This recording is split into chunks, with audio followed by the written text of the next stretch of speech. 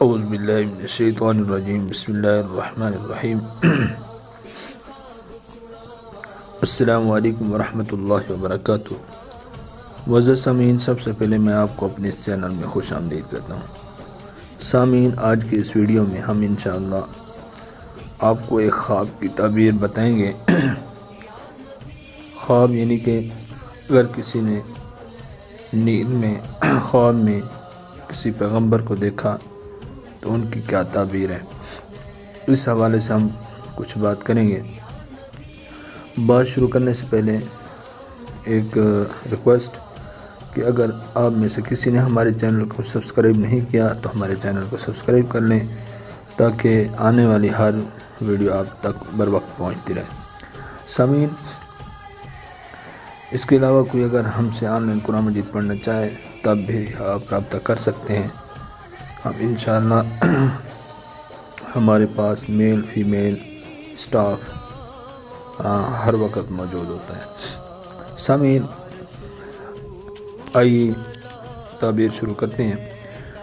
حضرت کرمانی رحمۃ اللہ علیہ نے فرمایا کہ اگر بندہ مومن خواب میں کسی پیغمبر کو تازہ روح اور خوش دیکھے تو عزت اور جاہ اور نصرت پائے گا، ماشاءاللہ، اور اگر غصہ میں دیکھے تو بدحالی اور رنج اور سختی کی دلیل ہے، اور اگر خواب میں پیغمبروں سے کچھ سنے تو ان کے علم سے حصہ پانے اور خوشی کی دلیل ہے، اور اگر دیکھے کہ اس نے کسی پیغمبر کو مارا ہے تو یہ خیانت کی دلیل ہے، جیسا کہ حق تعالیٰ نے ارشاد فرمایا فَبِمَا نَقْضِهِم مِّيثَاقَهُمْ وَكُفْرِهِم بِآيَاتِ اللَّهِ وَقَتْلِهِمُ الْأَنبِيَاءَ بِغَيْرِ حق، ان کی عہد شکنی اور آیات الہی کے ساتھ کفر اور ناحق نبیوں کو قتل کرنے کی وجہ سے ہیں۔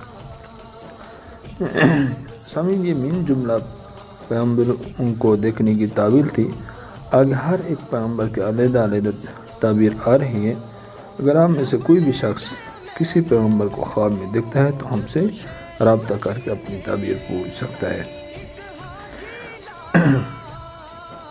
آج کی ویڈیو جو تھی وہ یہاں تک تھی۔ مجھے اپنی دعاؤں میں یاد رکھنا۔ السلام علیکم ورحمۃ اللہ وبرکاتہ۔